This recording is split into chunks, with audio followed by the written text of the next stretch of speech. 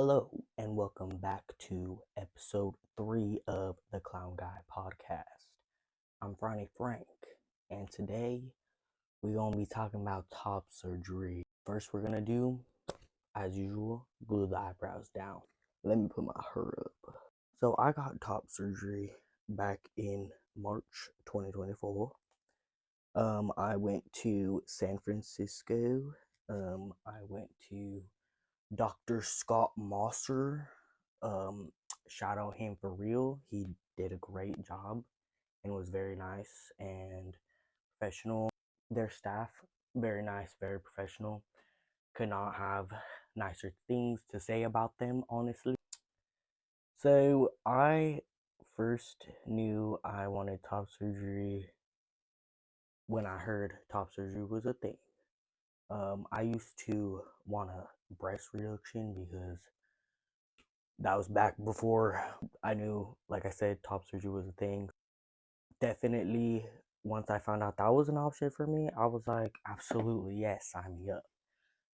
I immediately started doing research on like who to go to. Originally, I was gonna try to get the surgery covered by my insurance because obviously, um, unfortunately, my insurance would not cover the top surgery, so I had to pay for it out of pocket. But thank God I had help doing so. Shout out to my girlfriend. She paid for half. And that was so nice of her. Literally could not thank her enough. So yeah, I ended up finding Dr. Scott Mosser at the Gender Confirmation Center in San Francisco. Um, and it was crazy because when I was doing the research, seeing like reviews and just seeing if I wanted to go there, I ended up meeting someone in real life at the job that I was working at the time that had gone to him and got his top surgery done by him. And he was like, yeah, like I absolutely recommend, like he's great, great results, very professional, very kind, made me feel very comfortable. So I was like, heck yeah, dude, I'm definitely going to him for sure. And I get a consultation, we set a date, everything's cool, I'm excited, everything's paid for.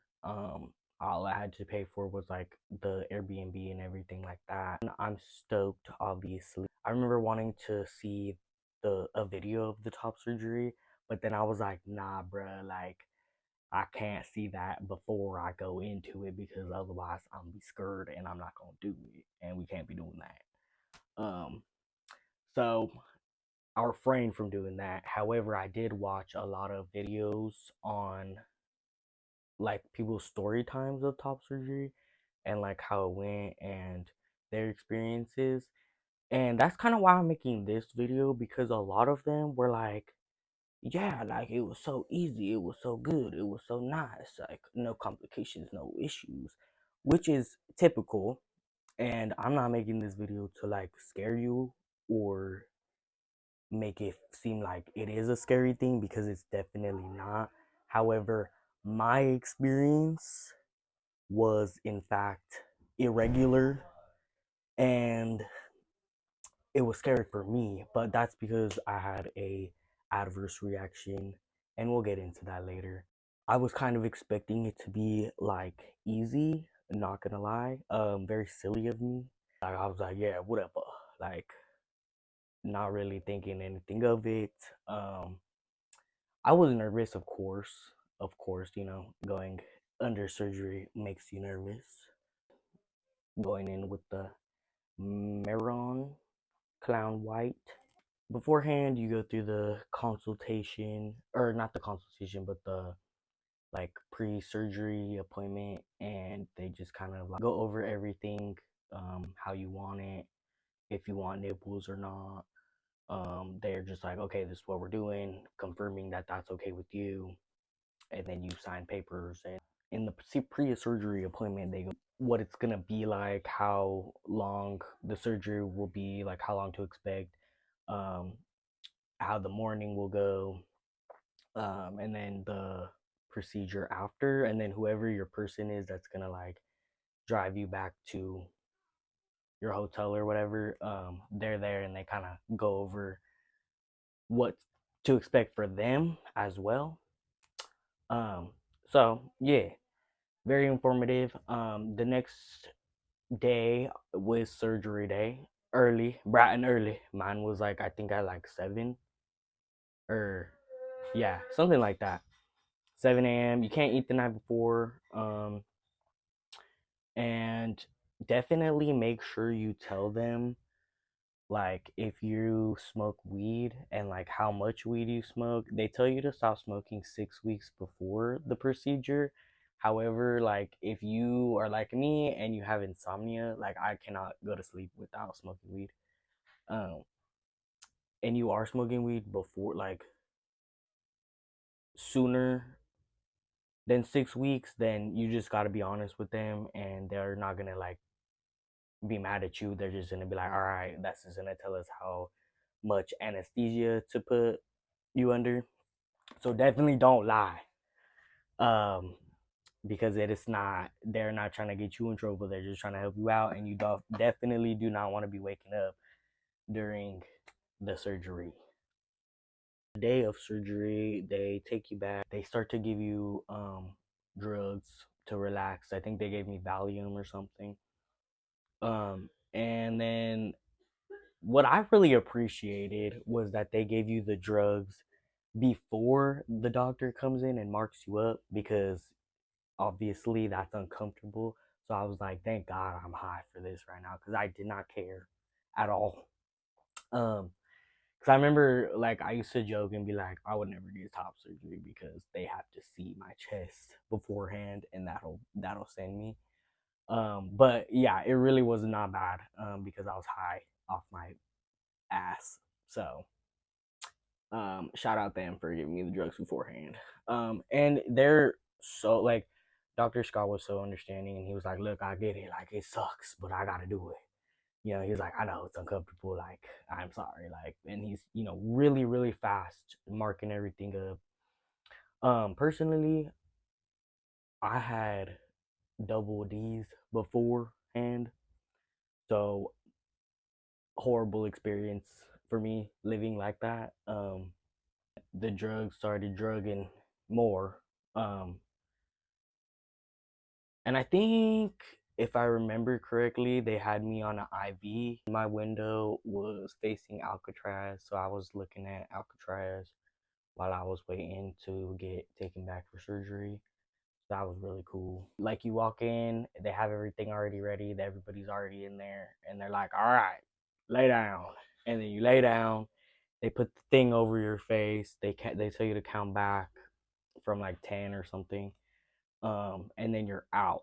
I just remember waking up and being all like out of it, but I remember being specifically like, where's the nurse that was helping me before? She's so nice, I love her. Tell her I said I love her. Like I just was so grateful and thankful for that nurse. I forget her name because I was on heavy drugs, but she was great. I loved her. And I made sure to let everyone know. And then the Dr. Scott, came in after I woke up, and he was like checking on me, and he was like, I remember him telling me like, you are probably not gonna remember this, but everything went great. You did great, and I will see you at the post op, which I believe was a week after, if I remember correctly. It was like a week after. Um, and yeah, so then they wheeled me downstairs where my girlfriend was waiting with the car. Like, I have half memories of this, but obviously my girlfriend told me like the whole story um later on. And so apparently, me being fresh out of surgery, I tried to walk, like get up, like I stood up out of my wheelchair, which you're not supposed to be doing any type of pressure on your arms. You can't even lift your arms above. Like, I'm all getting myself up out the wheelchair and trying to get in the car. Like, I didn't just wake up. And I remember my girlfriend was like telling me, like, her and the nurse were like, no, like they went to grab me, and like they looked at each other like, what the heck is this guy doing? I said, don't even worry about it, I got it. For the drive back to the Airbnb was like not bad. Like, I kind of was thinking it was gonna be rough because we're in San Francisco, and y'all know the roads out there are crazy. And like, I don't like driving out there. It scares me. And I thought it was gonna be like painful, but it wasn't painful at all. It felt weird more than anything. Like I just remember like my chest feeling very warm. From what I could feel, because I was heavily sedated, so like I didn't really feel a whole lot anyways. When we got back to the Airbnb, I did not want to sit down. I was like, I just got top surgery, it's a party. Yeah. And then I was like walking around being crazy.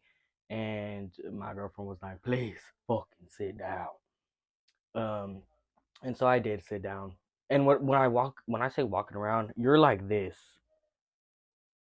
like you're hunched over, and that's normal. Like they tell you that in the beginning that you're gonna be like this for like 2 weeks because your like body is just like. So I'm like this, like this is me walking around, being crazy. Like I said, like it's just, and then, and I didn't. It wasn't a big place. I literally just walked to the other room because I wanted to see myself in the full length mirror with the flat chest. And then my girlfriend swiftly got me into bed. I remember just sleeping the first day. Obviously you're exhausted from what all that your body had just gone through. After I woke up, I remember I think I went to Cheesecake Factory after freshly getting out of surgery.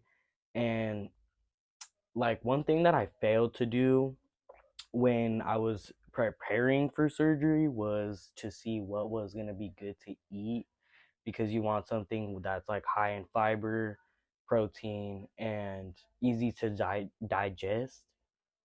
Because one, you're going to be constipated as heck, and two, because your body is trying to do all this healing, and then you don't want to eat like a big complicated meal that it's like highly to process. I didn't do that. I was like, give me some Cheesecake Factory, because you don't get that where I was living at the time. So I was like, I need that, and that was terrible because I'm also lactose intolerant. So not a great idea. I was having diarrhea while trying to recover. Also, you can't wipe your own butt, so I wasn't the one having to deal with that, unfortunately. Again, thank you so much to my girlfriend Malia for holding it down for me and taking care of me. Because it was not easy, and I was not an easy patient, to say the least. Frick. I started putting on eyeshadow on for the primer. That was really silly of me. So we're gonna put some primer on first, before I continue with that there eyeshadow. The next couple of days was sleeping and just taking care of the drains. They give you like a drain log, and you have to empty the drains every couple of hours, or like whenever it's just like full. And you're supposed to log how much fluid is coming out of the drains every day, every couple of hours, because that'll determine like how things are going. I'm not a doctor. I'm not gonna tell you what it's for, but I just remember like I had to have a certain amount of fluid come out of me before they could take the drains. A lot of people like are gonna tell you that that's kind of like the worst part of recovery, and it's not great. Like, I again don't want to scare you or nothing. It doesn't hurt. It's just kind of like gross, and you know, it's tubes coming out of your body that you have to like empty. And for me, I was more scared of like contamination and germs, but that's just me, because I'm like that in my everyday life. So again, do not want to scare you as far as the drains because they're really not terrible. It's more so just remembering to do them and all that kind of stuff. And then whoever's there to support you typically is going to be more so in charge of the drain. And then unfortunately, this is where it kind of got complicated for me because I had a bad reaction to the medication they gave me. I was trying to find what it was, like in my CVS history of medications, but unfortunately, I do not remember and I cannot find what it was. If I do, I'll put it up on screen somewhere. But yeah, it just wasn't a good medication for me personally. Not to say that it wasn't good in general. I just didn't have a good reaction with it. It gave me a lot of anxiety. And I think also like because I am an anxious person, the fact that I just had gone through such a traumatic thing to my body, I think that really was part of it also of the anxiety. I was again not taking it as seriously as I should have because like for some reason I was like, "Oh, it's easy. No worries. Like it's fine. Not even worried about it." And like no, it's definitely an intensive, like obviously it's intense and you may be doing a lot of resting, a lot of liquids, a lot of fiber, a lot of things, and um, chill out because I was not chilled out. I was doing the most for no reason, and I should not have been doing that. Like I would want to do the drains myself all the time. So like let's say like Malia was sleeping, like I would try to get up and do them myself. And so one time I was trying to get up and do them myself, and I just kind of like felt like very like sick all of a sudden. Like I remember being like, oh my gosh. And it was a panic attack. I know that now, but at the time I thought I was having a heart attack and dying. And so I'm like freaking out. And I'm not one to call the ambulance because I'm like not in this day and age that is expensive. Like no, I better be dying. You know what I mean? At that very moment, I was like, oh, I am dying. So I was like, please call the ambulance.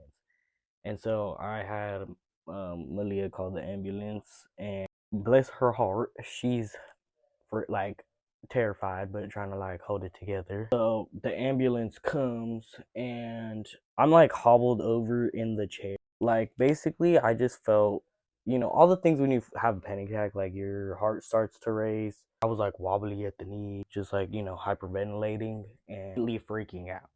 The ambulance gets there, they run the vitals and everything, and I was fine, nothing wrong with me.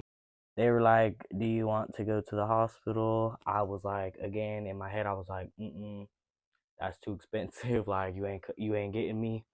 So I was like, no, I'm good. Like honestly, like once I found out my vitals were good, I was like, okay, whatever. Like weird reaction, but I'm fine. And so then I kind of just sat there for a while. The EMT that was on scene though, his wife had just had a double mastectomy, which is basically same thing as top surgery. And he was like, "Yeah, dude, you can't be out here like doing all this. Like, you need to sit down. Like, this is no joke." And I was like, "Yeah, brother. Like, I see that now. I see the fault in my ways now." Like the host of the Airbnb was like, "Hey, like the ambulance is here. Like, is everything okay? Like, I don't understand what's going on." And I was like, "Yeah, like no worries." And like me being paranoid, I was like not trying to like tell them that I had surgery because I was like, what if they come down here and murder me? Which obviously they were very nice people, and that was like not. That was just me being weird. Like I said, I have anxiety issues. It was just like an adverse reaction and panic for all that I had just went through physically. Like at the gender confirmation center, they have a 24-hour helpline. So like if you're like me and you freaking have a panic attack or so anything that you need, anything goes wrong, Any questions, concern, they're there 24 hours to help you out, and they will get you connected with somebody can help you. And sometimes if you need to come in, they'll schedule something for you to come in. So best believe I was calling that number. I was calling that line. Like I probably called him 5 times because I was like, help! Like I was freaking out, and I was like, is this normal? Like, is this fine? Like, what the medication's making me feel weird? Like, what do I do?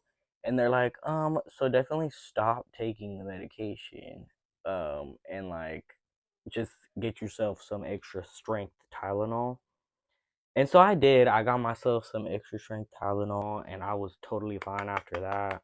They were always very nice and understanding when I would call the line. And I would be calling at like 3 a.m., 2 a.m., 4 a.m., 5 a.m., like all night in the day. Like I was a problem. And they were, like I said, they were very understanding, very nice about it. I didn't feel like I was like bothering them or anything, um, which was very cool. I thought that was like, a very cool thing to have.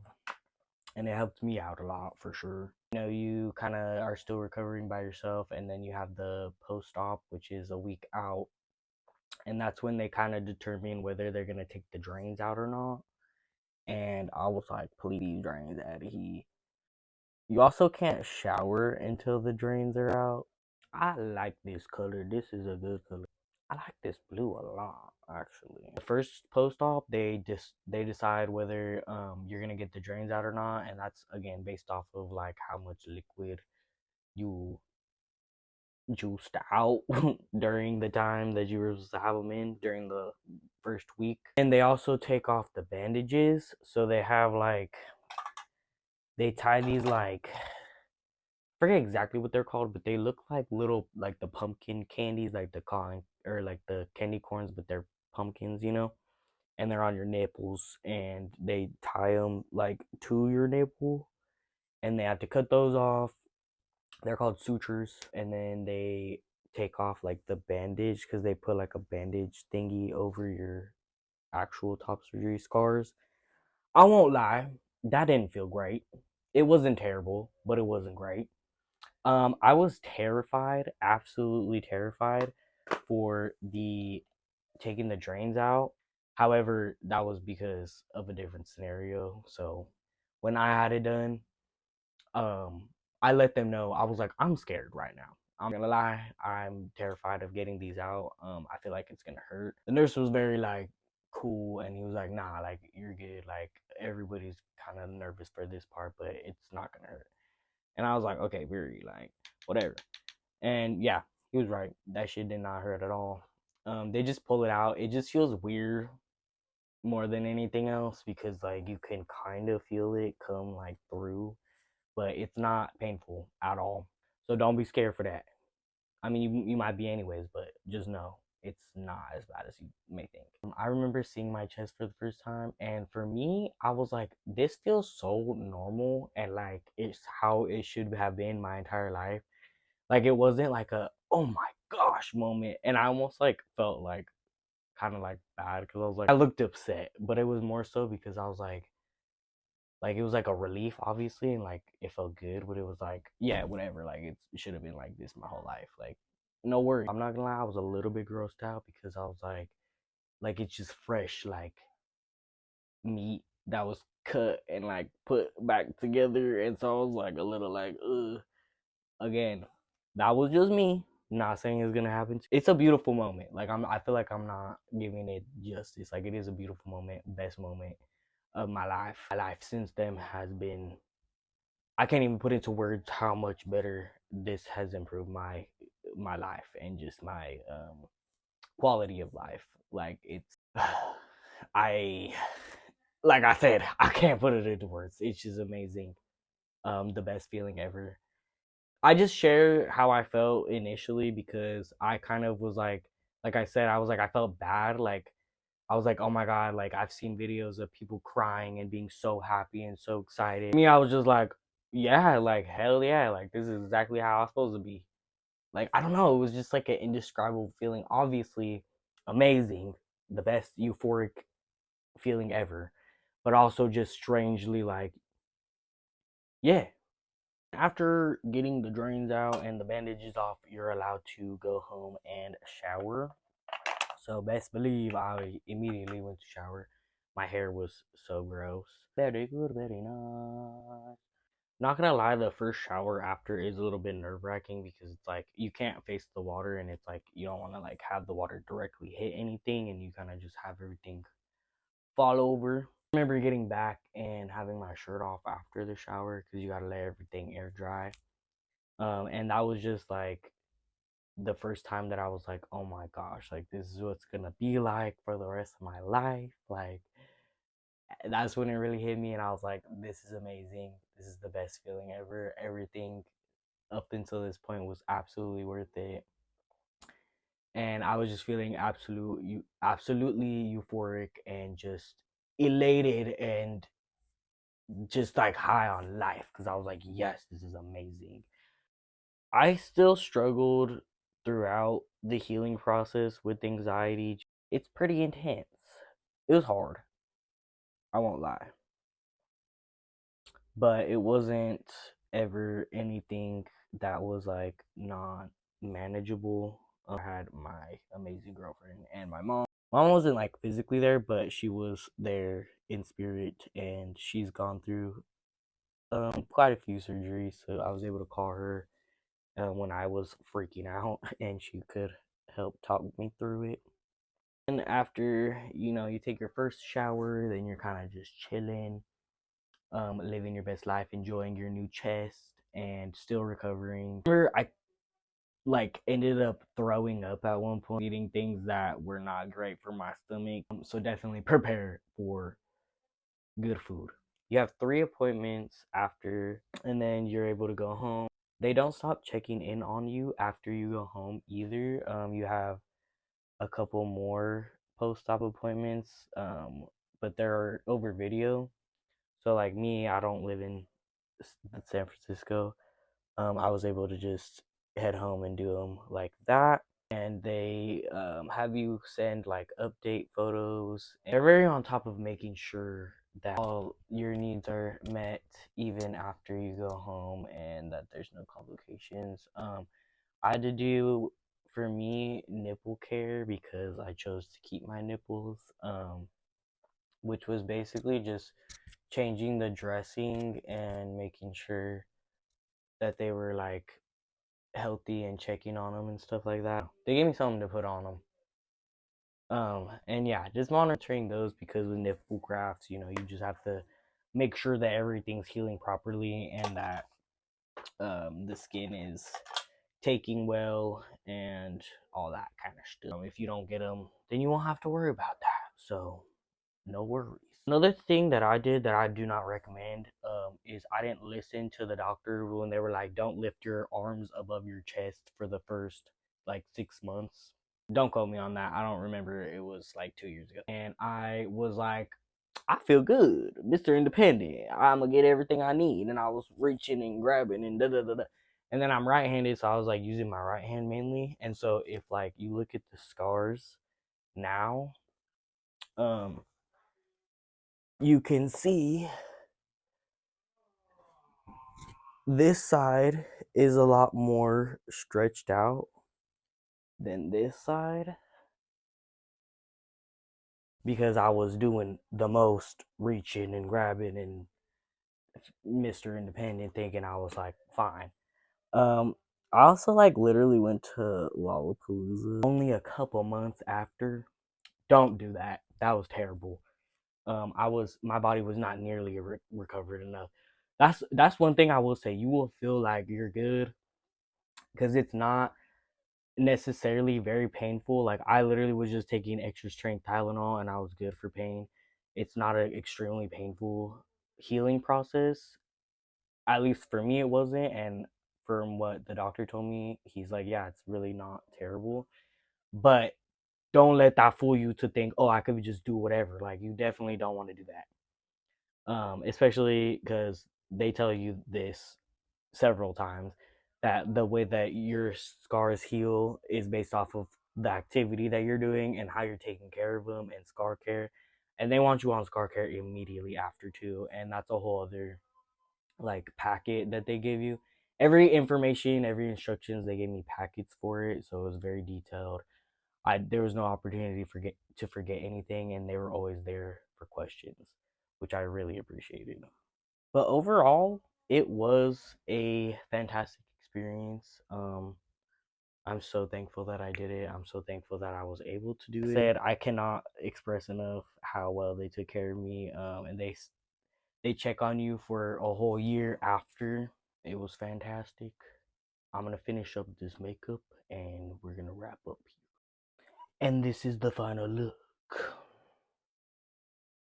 You will have your own experience. That's just mine. And just understand that if you do have an extra difficult time or an adverse reaction to anything during the process, just know it's your body, it's normal.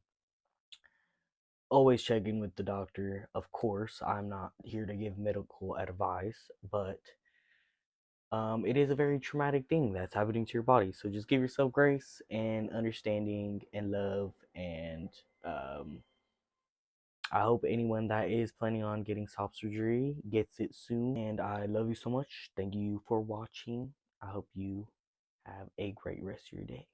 Until next time, signing off, Brownie Frank. Love ya.